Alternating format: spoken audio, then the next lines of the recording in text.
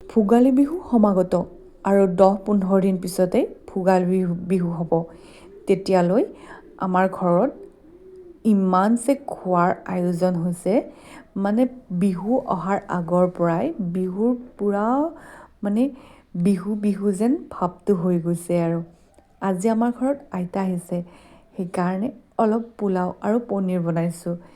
মানে পোলাওটো অলপমান গাজৰেৰে বনাইছোঁ, সেইকাৰণে কালাৰটো খুব ধুনীয়া হৈছে। আচলতে খায়ো খুব টেষ্ট হৈছে, একদম মানে পোলাওত ভেজিটেবলছবিলাক বেছি হৈছে, সেইকাৰণে খাই খুব ভাল লাগিছে। আনপিনে আকৌ মই পনীৰ বনাইছোঁ মটৰেৰে, অলপমান জুলীয়া হ'ল যদিও খাবলৈ কিন্তু খুব টেষ্ট হৈছিলে। সেইকাৰণে আমি আজি পোলাও আৰু পনীৰ খালোঁ। আনপিনে আইতাই চাওকচোন কেনেকৈ বস্তুবিলাক লৈ আহিছে।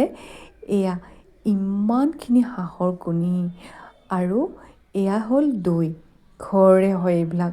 আকৌ তাইৰ কাৰণে এয়া চকলেট আৰু চিপছো লৈ আহিছে, একদম বহুতবিলাক বস্তু আনিছে।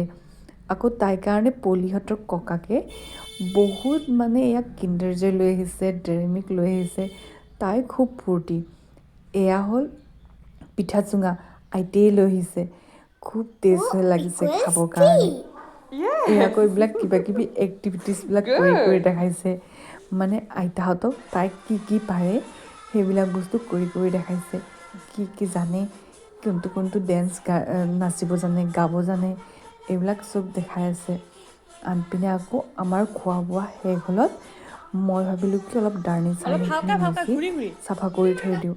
অকল খোৱাইতো কাম নহয়, এই বাচন পাতি ধোৱা, ডাৰ্নিং চাফা কৰা, এইবিলাকো এটা কামৰ ভিতৰতে পৰে, খোৱাৰ পিছত আৰু খোৱাৰ আগত। আপোনালোকৰ হয়নে এনেকুৱা? আজি ভিডিঅ'টোৰ পৰা বিদায় মাগিছোঁ। নমস্কাৰ।